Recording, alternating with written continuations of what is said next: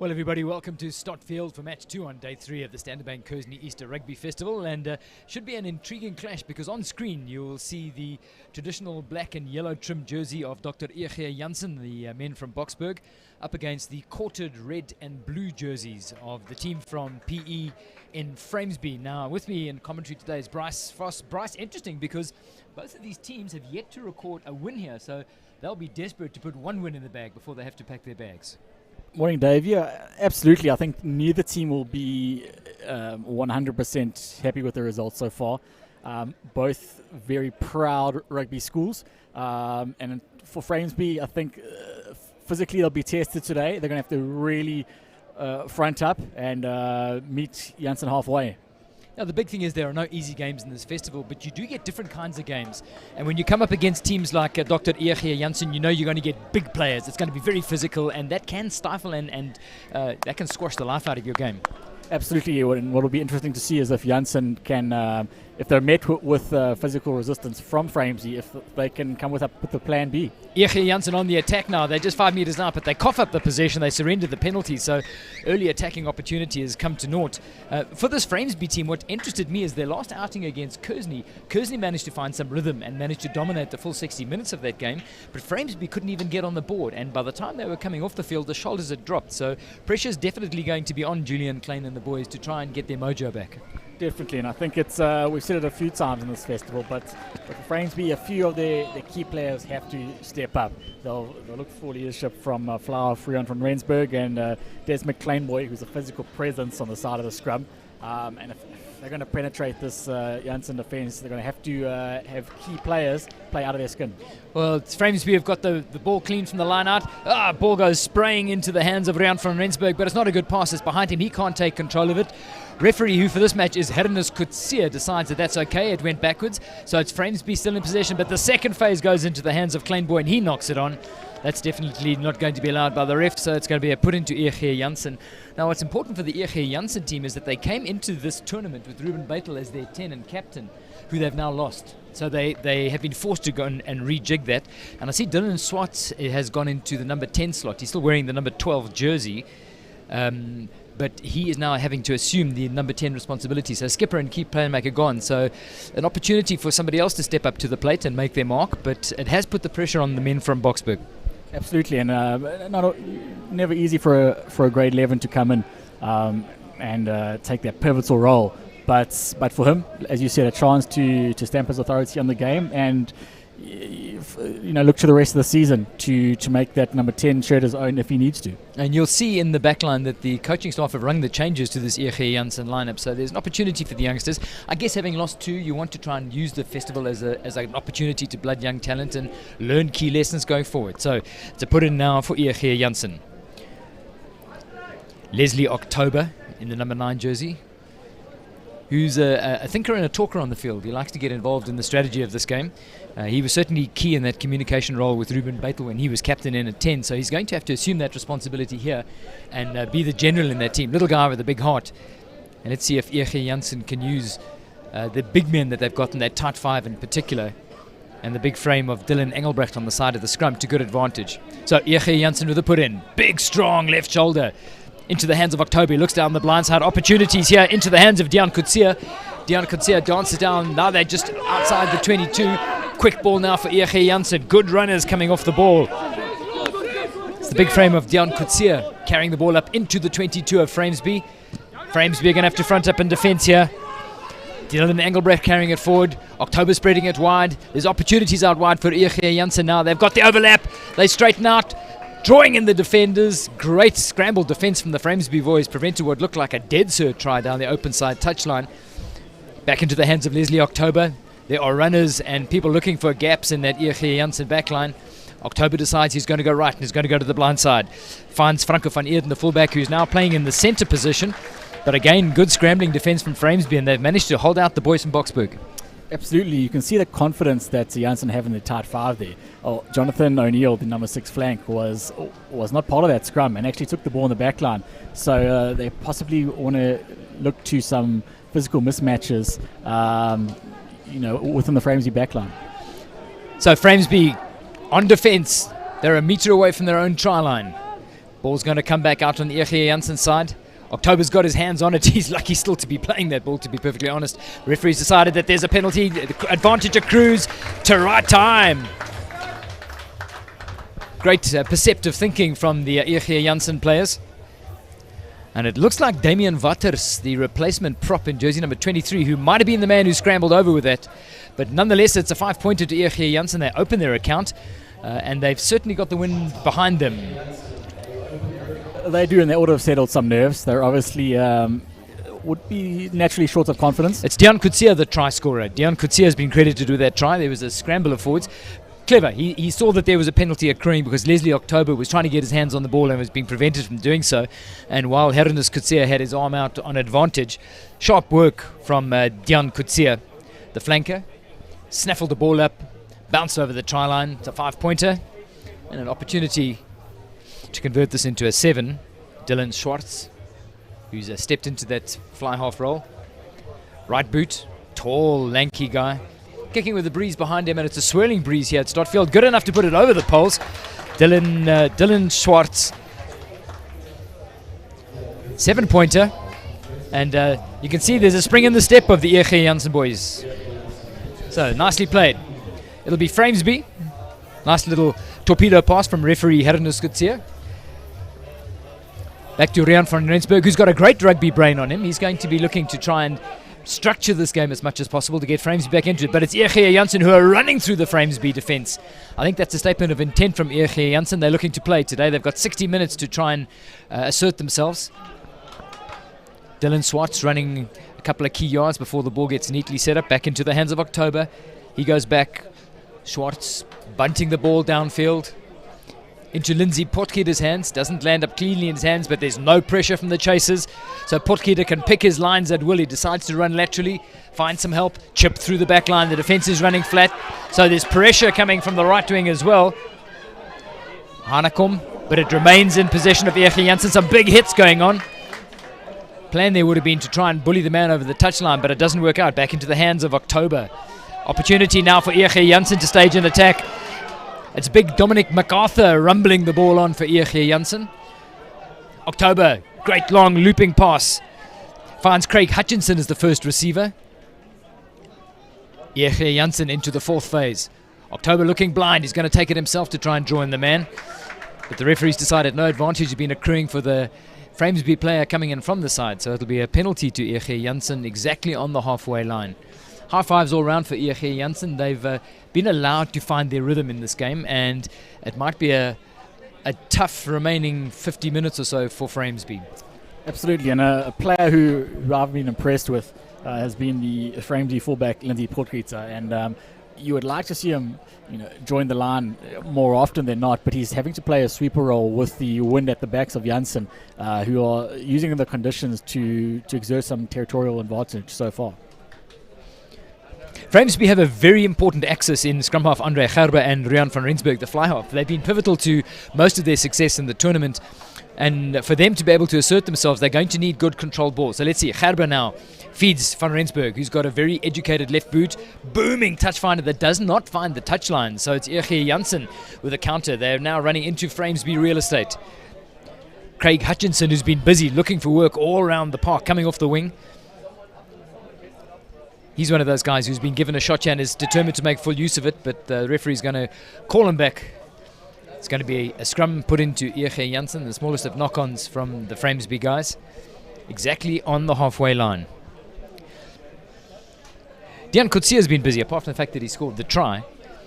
Yes, he's still a youngster, and he just looking at the size of him, he's definitely got a future as a hooker or possibly as an open side flank. Very strong and low sense of gravity at the breakdown, but he's been very busy, and the coaching staff of Jansen will be pleased to see young players come to the fore, and not just sit back and let the matrix take the role of leadership. Leslie October with a put in, scrum wheels. Remember, there's strict rules about the wheeling of the scrum at schoolboy level. Lands up into the hands of Dylan Swart. He chips for territory, doesn't get it right. The ball drifts. The wind here at Stott, you might not see from the picture, but there is a strong swirling wind. Look at the flag on the touch judge's flag there. That's almost out vertically. It'll give you a sense that this wind is strong. It's coming in from the southwest and it's gusting. It's been a pretty chilly Easter weekend here in KZN. We had rain here on the first day. Fortunately, that stayed away, and it's not going to affect, he says, taking the brave chance of predicting the weather here at the top of Poorters Hill. But it looks like it's going to be a chilly but clear but windy day for the players here on the final day of the Standard Bank Kearsney Easter Rugby Festival. Framesby put in, they lose the ball in their own put in. It's Jansen with the opportunity to counter. Rumbling their ball forward is Jonathan O'Neill. Framesby on the attack, looking outside to find Franco van Eerden. All not working out according to plan for Jansen.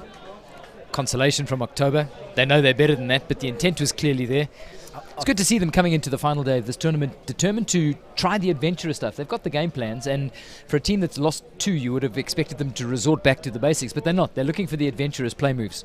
I think they're in danger of getting ahead of themselves. They've clearly got the better of Framesby so far. They've also got the conditions in their favour, but they've obviously got to earn the right to go wide, get through a few phases before trying to penetrate the Framesby defence. So the referee's going to ask them to pack down once again. Herenus Kutsia having a quick chat to the front rows there to make sure that there's concentration doesn't get overtaken by testosterone here, which can happen, particularly once the front rows get a sense of who's dominant and who's going to be under pressure for the remainder of this game.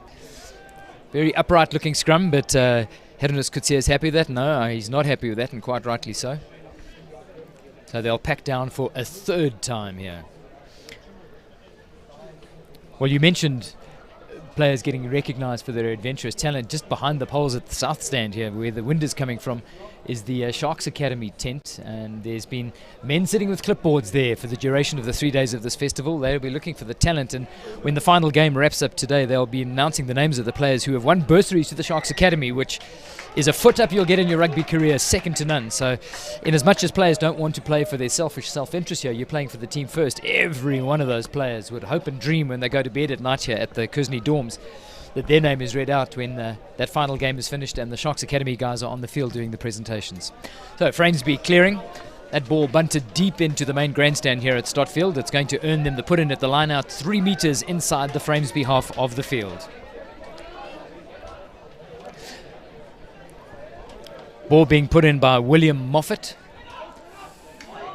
Yeah, the ball goes right to the back of the line out. Not the cleanest of balls, but they do manage to salvage. Goes back into the hands of Andre Gerber. He's been good at getting the line away really quickly. Efficiency. He's a player that likes the urgency of the game. Gerber this time once again, giving it to the big men to rumble up in the middle. They're running, looking for gaps. Roche van As managing to make the hard yards, but now it's back into Rian van Rensburg's hands, looking to spread it to the back lines. It's messy. They're going to have to try and salvage this and rejig this backline move. Ball gets taken to ground, and Gerber looks down the blind side. Gerber's flying. He's on his own. It's a 2-on-1 defense. He's jinking. It's Lindsay Potgieter who's managed to make his way to a metre outside the 22. Plenty of options down the open side. They managed to get the ball away. The big men are there in William Moffat. He gets brought to ground, doesn't set the ball up that quickly, but Andre Gerber's looking for it, decides to go left. Numbers are there. Lindsay Potgieter, who carried that ball up so well just now, carries it up an extra couple of yards. Gerber decides he's going to go right. They're a metre out, making good progress of Framesby. They've suddenly found their mojo. Back into the hands of Rian van Rensburg. Van Rensburg feeds it. Here's a great opportunity. The big number 1, William Moffat, is going so close. He's a metre out. Can he set that ball back? He's got it up. It's above the ground. Ball goes over. Trot time to Framesby. Their account is open. Well, Dave, we mentioned earlier about how certain players need to really step up for Framesby. And the excess of Potgieter at 15, Van Rensburg at 10, and Gerber stopping at 9 were critical in that run of play. And you see the result, Framesby right back in the game. So it's the skipper, Julian Klein, who was there realising that the opportunities were there around the base of the scrum. snaffled it up, carried it over when it was carried to within a metre by William Moffat, who's been a live wire. Big guy, big frame guy. He's going to be a key ball carrier, but he's got the skills, and more importantly, what comes with experience is the capacity to look for gaps and look for opportunities as a big ball carrier that'll earn you 3 or 5 metres as opposed to 1, looking for the gaps between the channels. So let's have another look at that again. It's Desnick Kleinboy carrying that ball up close. Mistook his number 7 for a number 1. Kleinboy's also been a standout player, and that's the great line run by Julian Klein. Conversion is good from Rian van Rensburg. Game on now.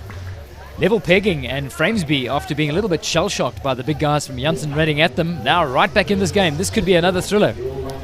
Absolutely, and the way to beat Jansen is pretty clear. You've got to obviously match them physically, but then you've got to really run their tight 5 around. They've got big boys there. You've got to up the pace of the game, quick taps, quick throw-ins, and just get them turning their pack as much as possible. Well, I've got to say that takes us back to the Dale Drotsty game, where Dale were blasted 19-0 in the first half until they rejigged that and came back beautifully in the second half, and that match went down to the final whistle. Jansen, ball bobbling around, but none of it went forward, so they're able to reset that second phase, and it takes them to just outside the 22 of Framesby. October goes right, deep ball this time. 2 skip passes. They haven't got enough men on the outside to create an overlap from those skip passes, so the big guys rumbling that up in the middle.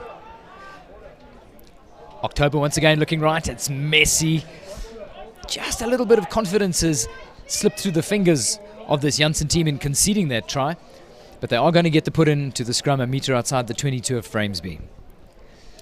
Critically for Jansen is they tend to be doing too much too soon. They're snatching at the ball rather than taking the passes comfortably. And I think for them, they've just got to recognise that they're doing well in the collision. They're not getting knocked back. They're getting good go forward ball. So maybe work a few phases together, and then the breaks will naturally come themselves. Jansen under pressure through the retooling of the loss of Ruben Beitel, because Jonathan O'Neill is now slotted into that centre berth, which is going to be a challenge for them. Franco van Eerden's coming to the outside centre, and then they've gone and pulled in Craig Hutchinson and Jandre Venter into the starting lineup. But down they go the blind side, full of running and opportunity. Jandre Venter looking for a gap down the right-hand touchline, but he can't dance inside of that, so he's had to set that ball back up. October now looking through the open side. Defence from Framesby is looking good. Some good, solid and low hits, making sure that there is no progress being made by the Boksburg side. In fact, they're going backwards. They've lost an effective 10 metres here, thanks to the rush defence of the Framesby boys. Opportunity for October. Looks for the quick ball. Up close is Dylan Engelbrecht. Brandon Becker taking the ball up. Great defence from Framesby, and they've won the turnover here. So not only are they driving the Jansen boys back, but they've also won the ball. There's a counter opportunity here. Gerber looks. Big kick downfield, searching for the touchline. It sits, bounces left and goes over the touchline. So yes, it is going to be a Jansen penalty, but critically Framesby are out of their bit of real estate. Absolutely, and it's a completely different side after that score. They've got that extra bit of energy. They're winning turnovers. They're aggressive in defence, and Jansen are a bit shell-shocked at the moment. Great line-out landing up in the hands of Reinhard Venter. It's given, and they've got a 3-on-1 overlap here if they can straighten it up. Dian Coetzee drawing his man, but it's too slow and too ponderous to have any effect. The ball needed to go quickly with the drawn tackler. And it's Framesby trying to push him off the ball, but it remains in the hands of Jansen. Skip pass. Great hands on the regather. It's good work by Dylan Swartz. They've got men on the outside. They're going to need to straighten. Good incisive running now. They've got themselves up to their own 10. Leslie October wanting quick ball. He's not getting it. Ball's been really slowed down, and a chance for Framesby to formalise and compose their defence. Jansen looking for the counter in the form of Franco van Eerden. Great bunt tackle. Go backwards. Turnover ball. This is where a tackle can lead to a try. Offense, defense. Jean-Pierre Greiling grinding the ball forward. Never been a better example of a reward for a great offensive tackle. Framesby on the attack now. Big men carrying it up over the 22. Framesby are hungry now. They sniff an opportunity to score. There goes Rian van Rensburg. He's making the key yards. They're halfway into the 22. This is a completely... and Framesby have conceded the penalty just by being overzealous and coming in on the side. So for Jansen, it's a case of, collecting themselves. They've got a player down. They've had some bad luck with injuries, but Framesby just flooding the breakdown and winning a few critical turnovers, and turnovers obviously being the most difficult ball to defend against. Well, there's no doubt about what's going into the big hits reel from this match. And not only did it concede an instant turnover, and the ball was beautifully snapped up by the Framesby players that were running in on the scene of the crime, and we really don't want to highlight the injuries, but Jansen might have another backline injury problem. Good news is the player is up. It's Craig Hutchinson who took the big hit. Tough man. He's bounced back to resume his spot in the backline, and that's good news for Jansen. So Framesby on the attack now. They rumble it up over the 10. It's a complete breath of fresh air in this Framesby team that was rocked back onto its heels early on by Dr. Jansen. Handoff earning an extra meter. Framesby need to get this ball away clean, but Jansen seems to have got their hands on it. They've held it up. They've won the turnover, and they're going to get the put over. Good job. This is going to be a competitive game. Neither of these teams want to concede an inch. Absolutely. We had a few almost one-sided results on day one, but certainly today I think we're going to have some tight battles, and there won't be much between the two teams on the scoreboard. So 20 minutes gone in this first half. It's level pegging. It's a converted try apiece. Less than 9 minutes to go to the turn, and the put-in is going to go to Jansen. They are slap bang in the middle of the field on their own 10-meter line. Leslie October with the ball in hand. Dylan Schwartz with the fly-half responsibility. Scrum penalty, so it's a tap and go. They certainly weren't 10, but they're playing the ball. Gets out into the hands of Franco van Eerden, who's been busy this afternoon.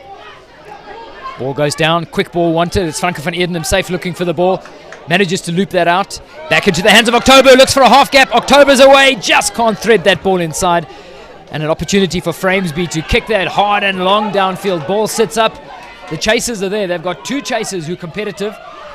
Good job. Lindsay Potgieter putting all the pressure on the Jansen backs. Back into the hands of Craig Hutchinson. He tries to run it out of his own 22. Manages to flip the pass away into the hands of Dominic MacArthur. He manages to make more hard yards, but crucially manages to hang on to possession until his supporters arrive. Jansen now consolidating. They're slowing the ball down. October with a long looping pass. Crikey, Moses, that was dangerous. That could easily have been intercepted. Franco van Eerden trying to tidy up. The ball goes forward. Referee Hernus Kutsia has spotted that. Speculative pass. That could have come back to bite him in the butt. Absolutely. And for Jansen, they've really got to have a good think about this. They've, as we said before, the wins in their favour. They've possibly got a better set piece. The quick tap and goes and playing a loose game is really not going to work in their favour right now. And we've got another man down. This time it's a Framesby player who's down. They're immediately calling for the attention of the medical staff, so a little bit of concern from them. It's a tough tournament, this, Bryce. You've got to play 3 hard matches. I know it's 30 minutes aside instead of a conventional 40, but it is 3 big bruising encounters in 5 days. It's a seriously big ask, and you've got to manage your staff and your entire squad to get through this as constructively as possible. Absolutely. Your regular season, you're looking at a game every weekend. There's a week to recover. Players perhaps feeling the knocks until the following Wednesday at least. And here you just don't have that luxury. So it's asking a lot of the players. They're young and they do recover well, but still, certain players are key for the remainder of the season. And man management is a case not just for these few days, but for the remainder of the year. And I know the coaches and the management at the schools tend to look at that 23-man squad that they take to these festivals with a pretty much an open mind. It is early season, they're building for a season, and they might well pick players that would struggle to get onto the bench or into the starting lineup for their school first team, simply because it's an opportunity to blood them and give them a shot. It's not going to be one of the fixtures that count towards those key local derby results in their domestic school calendars. So it's a very useful opportunity, and if you chat to the coaching staff, they'll tell you that this is something that is very important in their build-up. So Andre Gerber putting the ball, that Framesby score. Oh, Gerber's taken one on the fingers. He's hurting.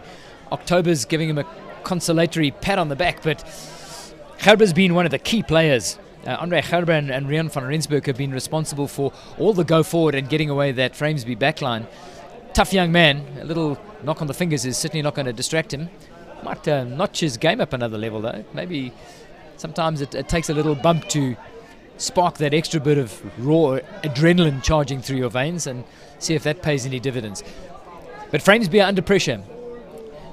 And I got to say that pressure is on Ricker Smith's side here, because the guys from Jansen have been able to get that left shoulder going. They have, and this is what they do. Jansen, the set piece, it's what they're bred on.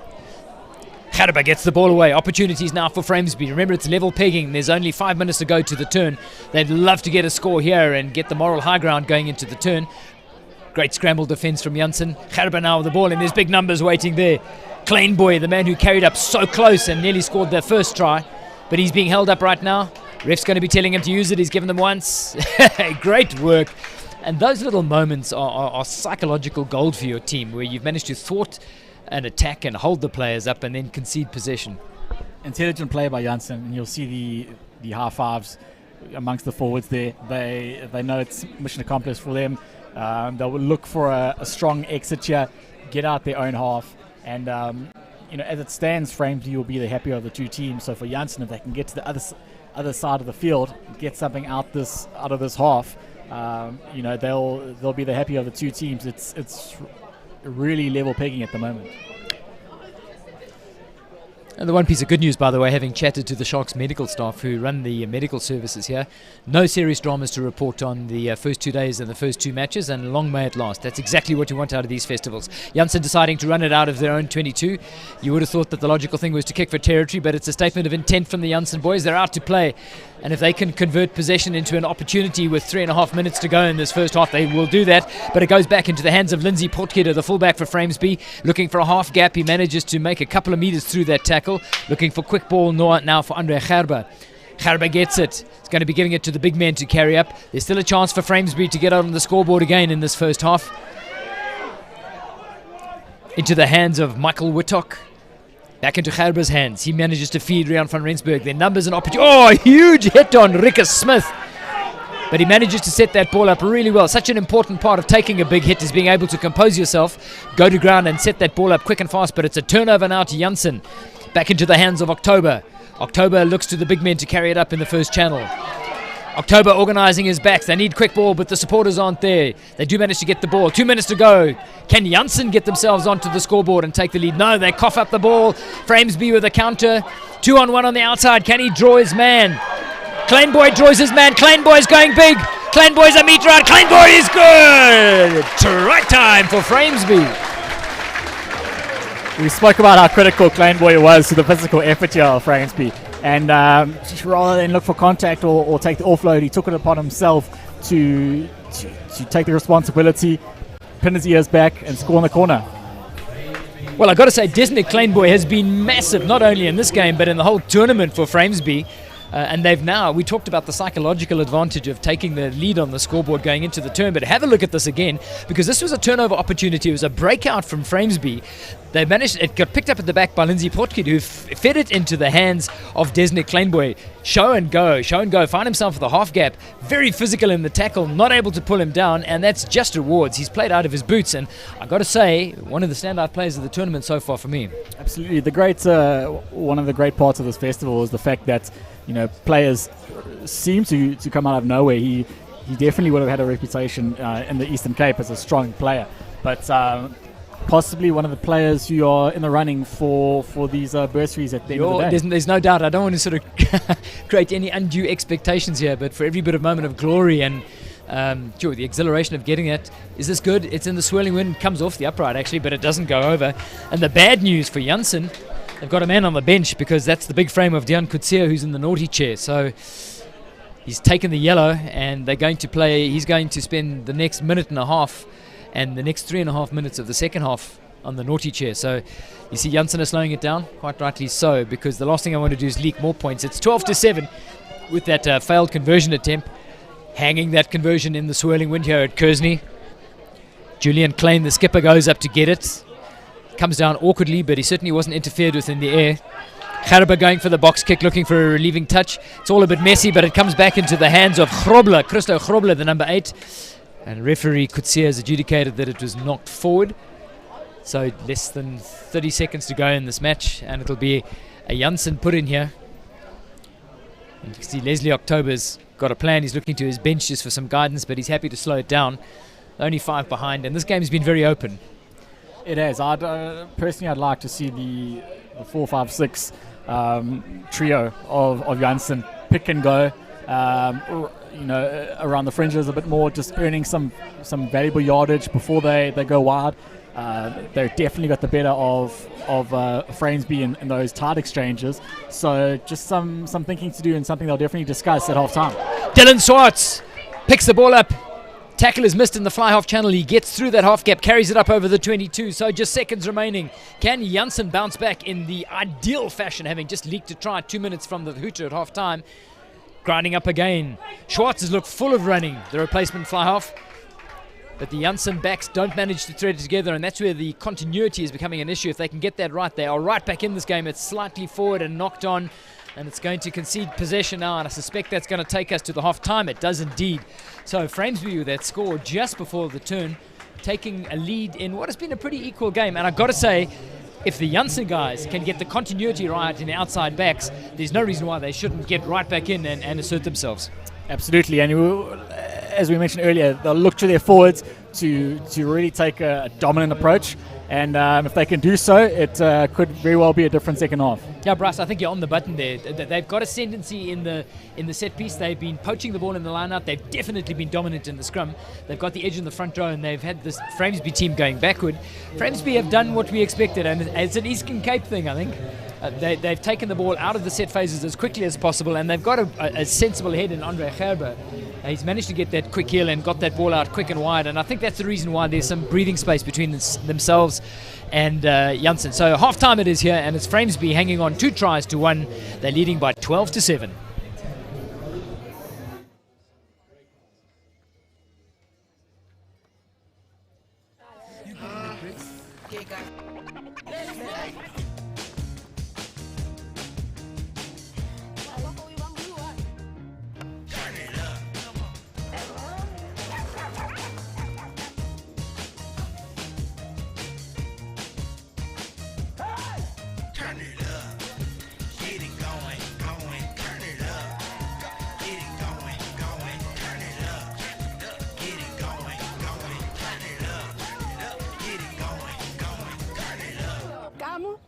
Supper time. I thought this was a day-night game. Nah, it's T20. Where there's a will, there's cricket. Proud sponsor of the Proteas. Standard Bank, moving forward.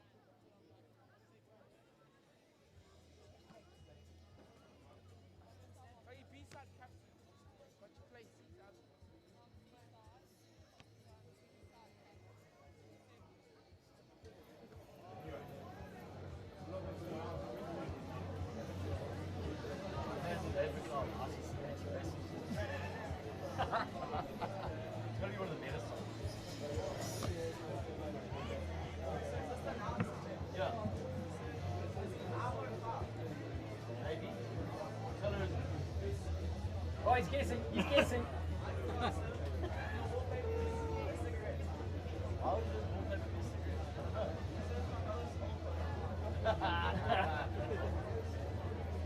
You know William Gibson?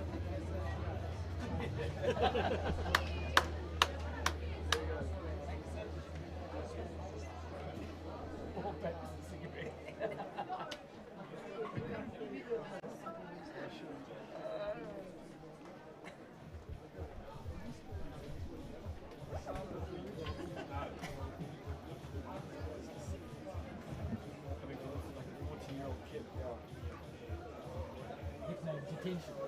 Yeah.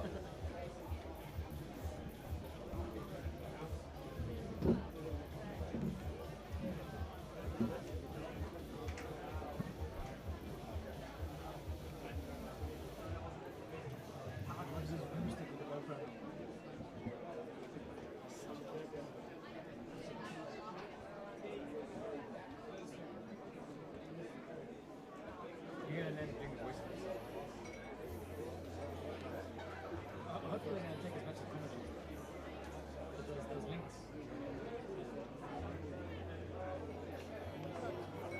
They should pay you much. I'm lucky. Half of the time it's pension fund. They don't pay you. It's more than your pension fund. Next time they go, it's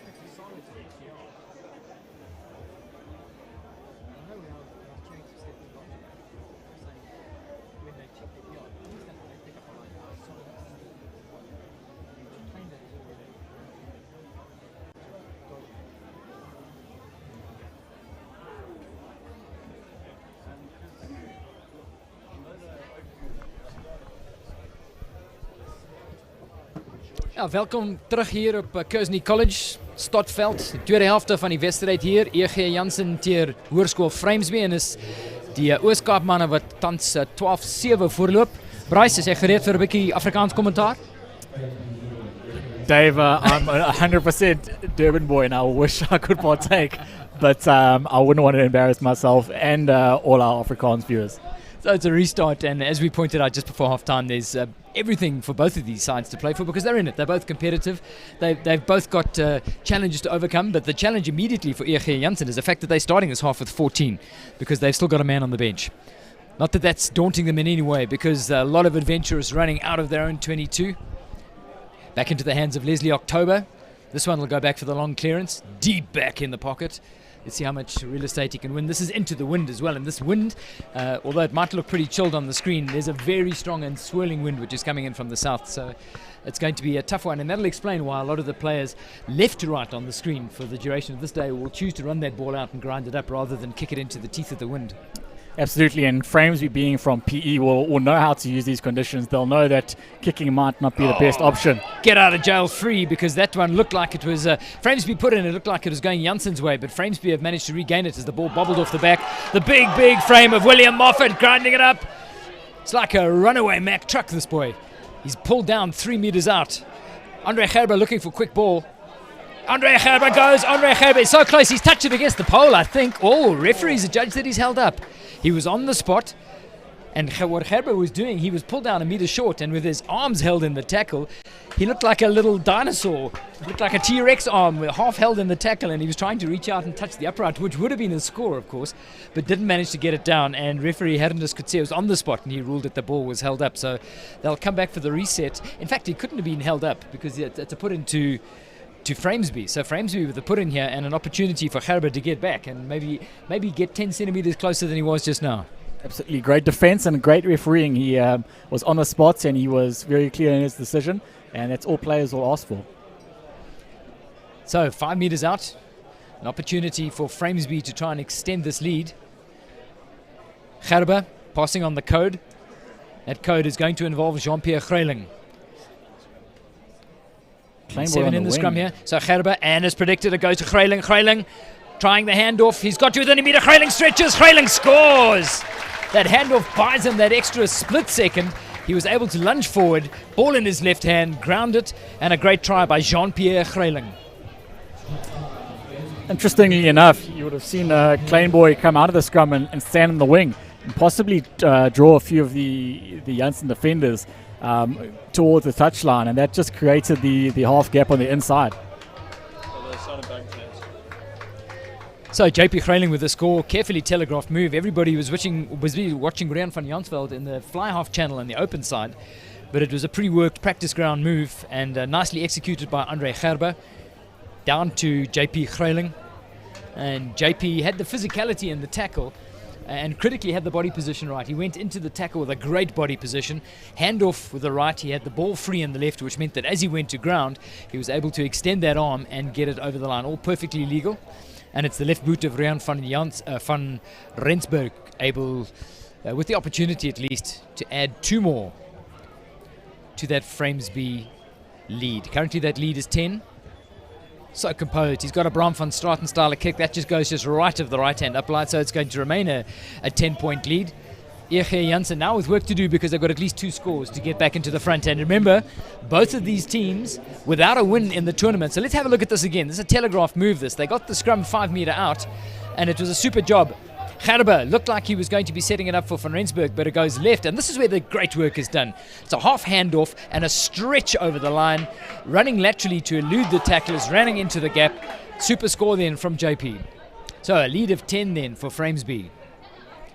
Andre Gerber into the hands of Kleinboy. Kleinboy just can't retain it. Ball's going to come back on advantage to EG Jansen.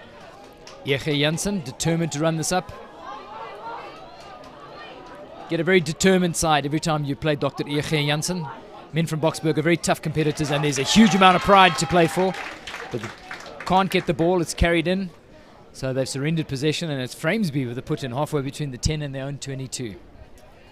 And Framesby beating them at their own game there slightly. Jansen taking the ball up, a pick and go, and Framesby holding them up in the maul, winning the turnover, and mightily frustrating for Jansen. And changes coming at scrum half because Leslie October, who's been good. Leslie October has been a real live wire for them. And he's headed for the sidelines.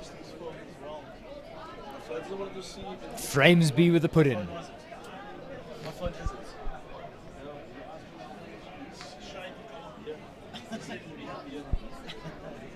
And again, Gerber, who's one of the cool heads in this team, one of the senior guys, he's orchestrating the move. This time, Rian van Rensburg is standing in your traditional number 10 spot. And they've also got Captain Julian Klein, who's looming large in that. So it looks like they're determined to run this out of their own 22. They've got that left-hand side stacked. They've also handily got JP Greiling. But they've decided to go right. That was a decoy move. Ball picked up off the back into Gerber's. That's a great long kick. My word, that's a good effort from the scrum half. Probably winning his team 55 meters with that. Beautifully orchestrated because Christo Grobler came off the back of that scrummer that gave Gerber plenty of time. He was able to sight himself on that far touchline, work out where the wind was, and he's won himself a huge chunk of territory. So the put in to Eege Jansen. Dr. Eege Jansen managing to retain that ball. Ref Kutseers told him that there's a line-out infringement there. I think Framesby had too many in the line-out and they're going to win the short on. And it'll be an opportunity for them to get some relief. Tap and go. The wind is too much of an issue. Having said that, they've gone and knocked that into a gap in the midfield. There was nobody at home. They've got 3 players converging for Framesby, but they're fully running. Lindsay Potgieter is the man with it at the moment. Chips it through. He's looking to regather it himself. Half kicks it through. Potgieter regathers. Sets the ball up quickly. Handy looking move this. Julian Klein, the captain, zooming in to try and assist. This time it's back into Van Rensburg's hands. Opportunities here for Framesby. Running into the gap. Super work for Vormerans. Vormerans is going on his own. Feeds it back. They need quick ball now. They've really earned an opportunity to run into gaps. Gerber again. Gerber into a half gap. Van Rensburg gets brought down. He's stumbling his way on. They've stopped a meter out. Gerber looking for the ball. Goes blind. Ball is carried over by Witboy. Can he retain it? He gets pushed back over the line, so they're going to have to rebuild.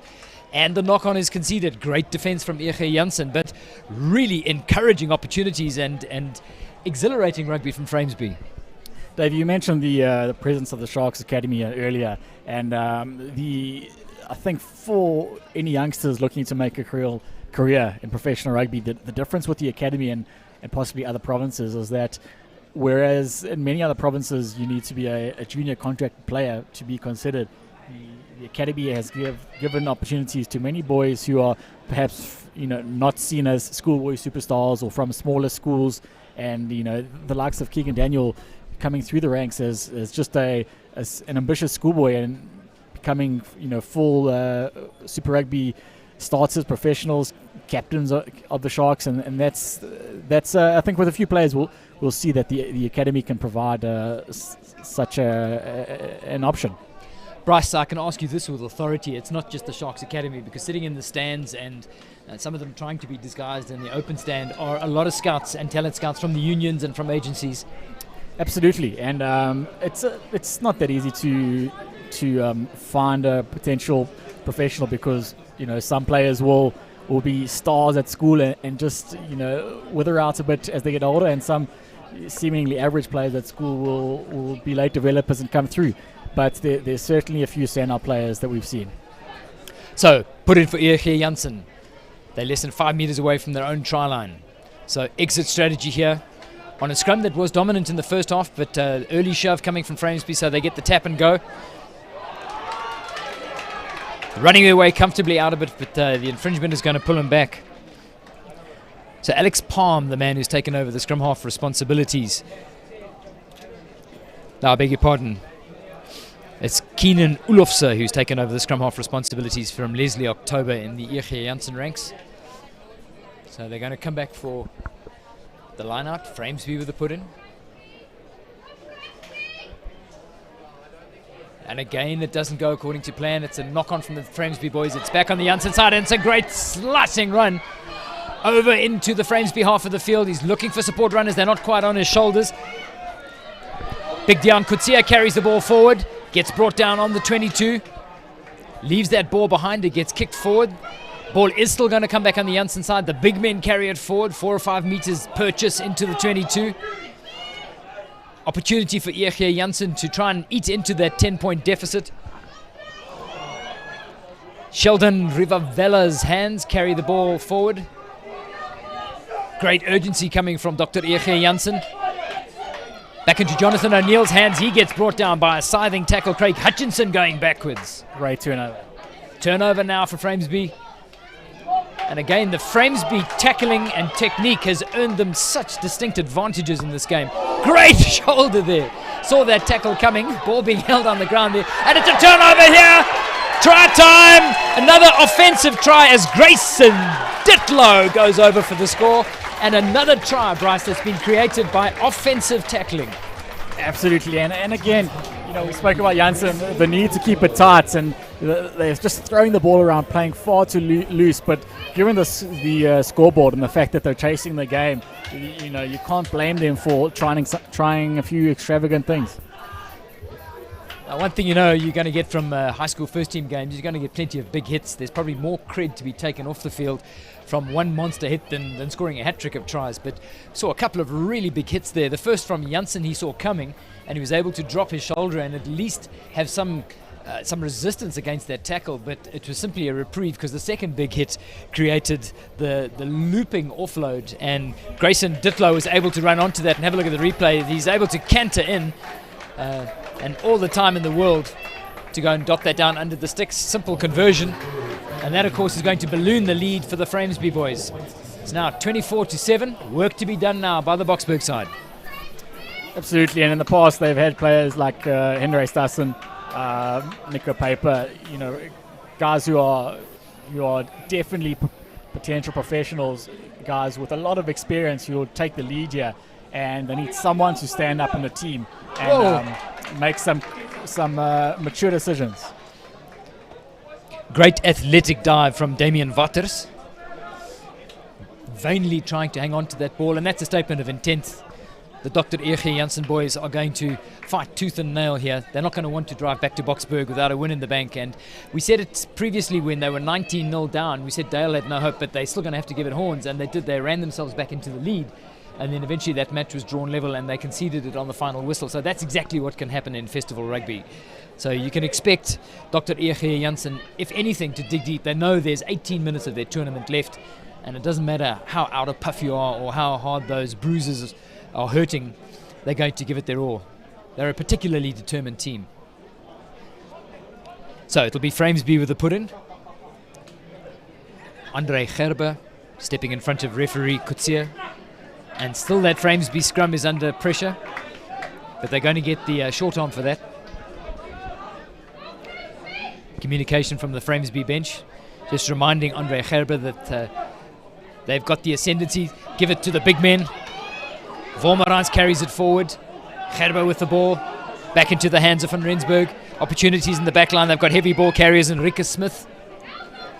Gerber looks left now. Ball carrier waiting for him is Isak Mare, but they decide to kick it ahead. Another very efficient kick. I must say, Gerber's kicked beautifully in open play.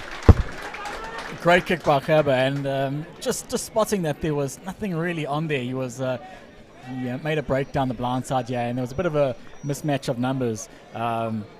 Jansen very fast out the blocks there defensively, possibly a few players offside that the ref and the AR didn't pick up, but they have to try something different to put the pressure on Framesby.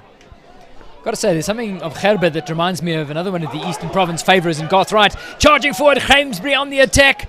Could be a try for Michael Whittock. He gets dragged down just short. Gerber, desperate to get hold of that ball, manages to get it out as far as Ditlow. Ditlow doesn't make any progress. This is desperation defence from Jansen. It's still Framesby in possession. This time it's back through the hands of Van Rensburg. Ball is not tidy, but it does get out wide into the hands of Greyling. Greyling is looking down the touchline, goes for the corner, and it's another try as Potgieter goes over the chalk. Lindsay Potgieter with a score.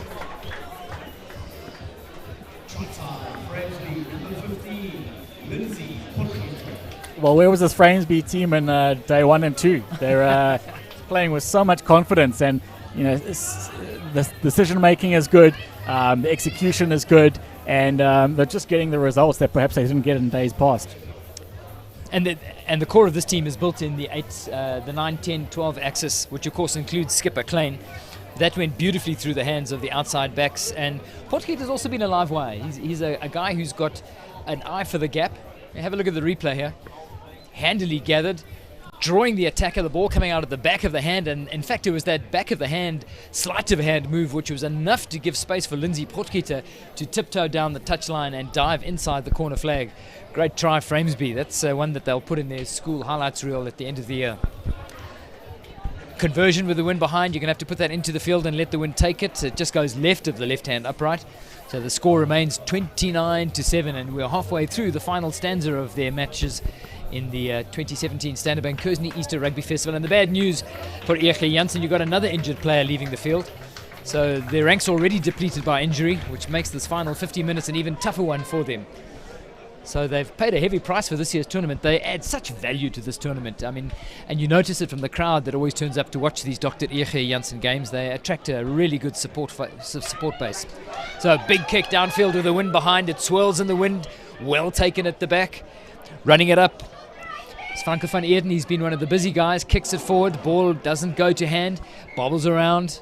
It's regained at the back by Lindsay Potgieter, but not before that small knock-on, which is going to afford the scrum put in to Dr. Jansen. Dave, we talk about man management, and it's even more critical for your co-ed schools. You just by the nature of a co-ed school, you don't always get the depth in certain years that you do in others. So sometimes when you have particularly strong players, there's you might be tempted to keep them on for as long as possible, but for just looking to the rest of the season, perhaps next season too, you've got to give valuable time to your secondary players and players off the bench. So put in now to Dr. Jansen. There's a half gap. Super run from Jonathan O'Neill. That's the go forward ball they're looking for, and you can see the urgency, and they concede the penalty. Frustration holding the ball on the ground. Jonathan O'Neill ran a half gap, saw it, and literally had that extra gear to kick into, and it looked like he might have been able to get through. He had runners on his shoulder, but it was pretty good, desperate grasping defense from the Framesby boys that pulled him down, and ultimately they won the penalty back because he was unable to release that ball to the players that were there and were urgent. Can't take the wind is desperately swirling here, which is going to make it awkward, but it did come off the thigh. So the ball came forward off the thigh, which is not a knock on the Framesby charger. Managed to knock that ball on, looking for the opportunity to capitalize on the turnover ball. So that's going to result in a Dr. Jansen put in. They're 15 in and about 5 meters into their own 10-meter line. It was a poor kick by Rian van Rensburg given the circumstances, but lack of communication there from the Jansen players has turned a possible counter-attacking opportunity into a set piece. So Keenan Olofse standing over the scrum that the Jansen put in. I did get distracted earlier, but Andre Gerber, the scrum half for Framesby, reminds me of another Eastern Cape favourite in Garth Wright. He looks like him physically, and the way that he stands over the game resembles the great Garth Wright, who of course went on to be a Springbok. Craig Hutchinson running the ball forward. Franco van Eerden, who's been super busy for Dr. Jansen. In goes Carson Kokemoor, fishes that ball out. Keenan Olofse has looked bright at scrum half since he's come on. And it's going to be Jansen tapping and going. Keegan Olofse taking that ball forward, threads it inside. Finds Wesley Nuth. This is good rugby being played. Jansen desperate to try and find their mojo. They know they're far better than the results they've produced in this year's tournament so far. Carson Kokemoor taking it over the 22. Olofse looks left. Finds numbers through that first hand, but not as all is not lost, because that's managed to find Jandre Venter. Jandre Venter has found himself 5 meters out. Big, strong man, but he might have fallen the wrong way. Feeds that ball out between his legs. Oh, and Olofse is just a little over-eager going in to try and find that. They're going to win the penalty, though. Olofse taps and goes. Olofse taps and goes. Olofse scores and reaches. Well, there's consolation for them, and this might just be the Jansen fight back with 12 minutes to go in the game. Absolutely, and the type of quick thinking that's needed at this stage of the game.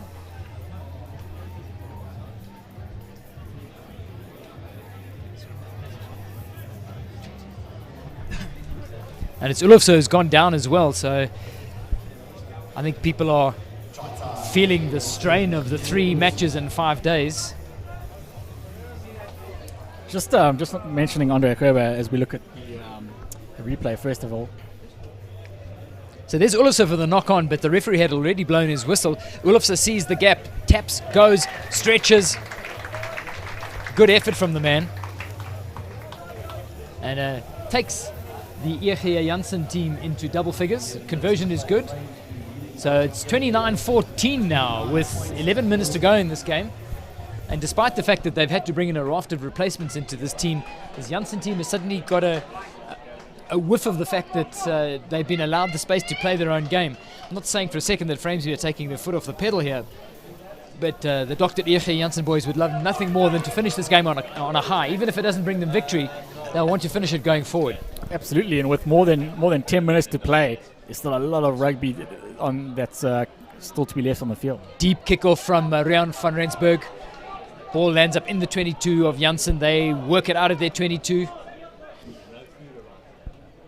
Back into the hands of EG Jansen. They decide to chip over the flat defence. It's not a bad move if it bounces right. It does bounce right. It bounces beautifully. Great work from Dylan Schwartz. Schwartz looks for the long looping pass. It's so good it almost mesmerizes his outside backs, because when it does find Hugo Claessens, I think he was so tantalized by what a classy pass that was that he didn't catch it. But great work from Dylan Schwartz. It was a speculative chip and go. He managed to weight that kick beautifully, stood up for him, he ran onto it, and when it looked like the cover defence was coming to stifle him, manages to thread the long part out to the right, but it just couldn't go to hand. That would have been exhilarating, because that game would have been properly on. If that had gone to hand, there's every reason to believe that Claassen could have canted home the remaining 30 metres, and then we would have had a proper game on the go. Absolutely, but the right call. You need something different, something to break the game open. So more of the same from Jansen. It's the only way that they're going to have a sniff at winning this game. So Franco van Eyden now standing at scrum half for Dr. EG Jansen. It's a put in for Andre Gerber. Again, that scrum is twisting and turning. So put in again, but there's no doubt that this Framesby pack is under pressure, as it has been throughout this whole game. Absolutely, and the shift in momentum is pretty clear. It just took that one score for Jansen to just slowly ball ahead of Steam here, and they clearly feel like they're still in this game. Roche van As, who's normally a hooker in at loosehead. Ref Hernus Couture has kept a close eye on this scrum. Strong scrum once again from Dr. EG Jansen. Ball bounces out in the back to the talented hands of Desnik Kleinboy. He manages to make some hard yards. Support is not really there. He gets trapped with the ball on the ground, unable to release, and that's a penalty to Dr. EG Jansen. 8.5 minutes left to run in this game. Jansen desperate to get down into the other half of the field, try and set up a try-scoring opportunity. As we mentioned, there's still 2 scores in it. And as Dale College proved to us on Saturday, never say never. Never say never. Nico Bernardi with the put-in at the line-out. Let's see if this line-out can produce good attacking ball. Goes to number 4. It's a super attacking platform for Dr. EG Jansen. They're managing to get some go forward. This is exactly as you mentioned, Bryce. Let's give it to the big men to carry up. Use their ascendancy in the tight 5. The ball is now 5 metres in. Back into the hands of Jonathan O'Neill. Jonathan O'Neill feeds it back into the hands of Sheldon Rivabella. And it's a try. Jansen are right back into this game. Try scorer, Franco van Eyden. And a quick conversion. That's a statement of intent. They don't just want to get back in and go forward. They want to win this game. No, there's 7.5 minutes. Quality piece of work. Franco van Eyden with the score. So it's 21. It's 21 to 29. So it's an 8-point game. They're going to need to get back and cross the chalk again to give them a sniff of winning it. But they have certainly, it's been very encouraging. They're saving a lot of face in the second half of this match. Absolutely. The restart from Framesby, they put it deep. They've got the wind behind them, remember. So Jansen will want to do one thing, run it up the touchline, and that's exactly what they do. Jansen, and they're going to get the penalty, coming in from the side, trying to snaffle that ball as it emerged. Guilty player there, Barry Flock. He's giving you the butterwood melt in my mouth look as he gets a little bit of encouraging to go back 10 from the Dr. EG Jansen players. So Jansen kicking this into the wind, up the open stand touchline. That's actually a good long kick into the wind, which handily for them abated just as they were about to take that kick. Changes coming for Framesby. De Wet Erasmus coming on, the loose forward. Let's see if he actually gets put into... He's actually standing in the back line at the moment, so no sense of where he's going to slot into that team. And it's the very hard-working Desnik Kleinboy whose tournament has come to an end. My word, he's been one of the standout players for this Framesby team. But it's Dr. Ege Jansen, good clean ball from the line-out into the hands of Carson Kukumur, but the referees judged that there was the smallest of knock-ons in there. So that's going to take the pressure off Framesby. And they'll have the put in 15 in and halfway between their own 10 and the 22. It's a huge opportunity there, Dave, for Jansen to have a few pick and goes, trying to force the penalty. And if they had potentially won a penalty there, possibly kick the 3 points, and then just attack for the last few minutes, looking for that crucial try. So Framesby, who've conceded twice to local schools in the tournament, they lost on the first day to Glenwood by just 10 points, and then Kearsney managed to get ahead of steam up against them and put 23 past them unanswered in the Saturday's play. But at this stage, they're hanging on to an 8-point lead with 5 minutes left to play, and don't want to get ahead of myself here with this Ege Jansen scrum putting them under all sorts of pressure. That wheels through a full 180 degrees before the ref blows his whistle and asks for a reset. But it's been a symptom of this Framesby pack being under all sorts of pressure. Game plan from Andre Gerber has been really simple here. Just get that ball the hell in and the hell out as quickly as possible.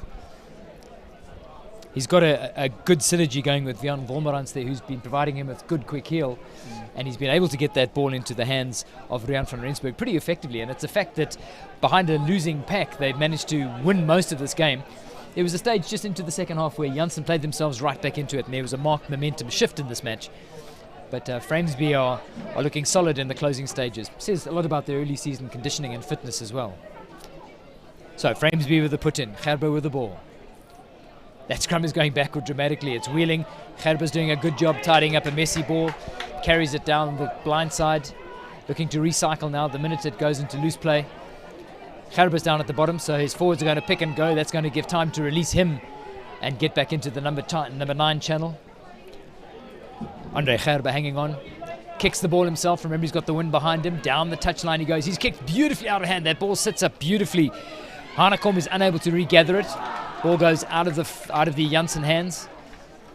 So things getting just a little bit messy here. Excited by the potential that I'm seeing in Andre Gerber here. He's taken decisions really wisely from that number 9 slot. He's one of those scrum halves who, through years of playing top-end rugby through the age groups and obviously in his school first team, is also taking some really good decisions kicking, and more importantly, when he does take that decision, as a scrummy, if you go with the box kick or the territory kick option, you've got to make it count, and he's certainly done that on the majority of times that he's elected to kick himself. And more impressively, still only 16 years old. If we look at the program here, he's only turning 17 in September. So many years ahead of him. Probably still in grade 11 with another year to come. But for him, he's facing the most difficult task of a pack going backwards and trying to get semi-decent ball to his backline. Van Rensburg spreads it down the backline. Conventional looking move into the hands of Potgieter. Potgieter feeds inside. Van Keanu Duplessis. Some enterprising running now from Framesby in the dying seconds of this match. Touchline wins that race. It's frustration for Franco van Heerden. Wants to jaw. He's not getting much opportunity in this game. He's had to show his versatility in this year's tournament. Fullback recycled as centre, recycled as scrum half. Enjoys getting into the thick of things. Finds himself in the thick of things once again. The sands of time are now running away for this Dr. Ege Jansen team. 21 points on the scoreboard. It's not going to be enough to earn them a win here. But crucially, coach will walk away from having learnt a few lessons about his team going into their season, particularly the way they ended the first half and started the second half. Absolutely, and let's see how they react to pressure, which is most critical for players of this age. Franco van Heerden getting his back line going into the hands. Keenan Olofsson, who's looked busy since he's come on. And it's a frustration which is the dominant expression you'll find on the faces of these Dr. Ege Jansen men. Some big games coming up later today. This one is just about finished. But after this, HTS Middelburg up against Dale College. And just as Dale found on day 2, they're going to find themselves outgunned. They're going to find themselves up against an upcountry team that's building its game around its physicality and the dominance of its tight 5. But you saw Dale have got a plan. They made it work beautifully for them on the Saturday. They're going to have to look at the same sort of game plan up next. Absolutely, and Dale will just look to strike first. They won't want to be playing catch up like they did on day 2. And if they can build a bit of a lead or get a few points early on, then it could be really difficult for HTS Middelburg. Ref Hannes Kutsia just imploring the 2 front rows to keep it tidy and keep it together as we enter the final minute of this game. Seconds remaining.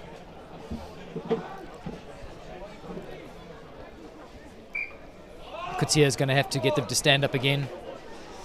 He's been patient with them, it must be said. The last thing you want to do is to get over authoritarian with the front rows and start conceding, particularly at this stage in the match and in the tournament. He's had a good game today as Hannes Kutsia.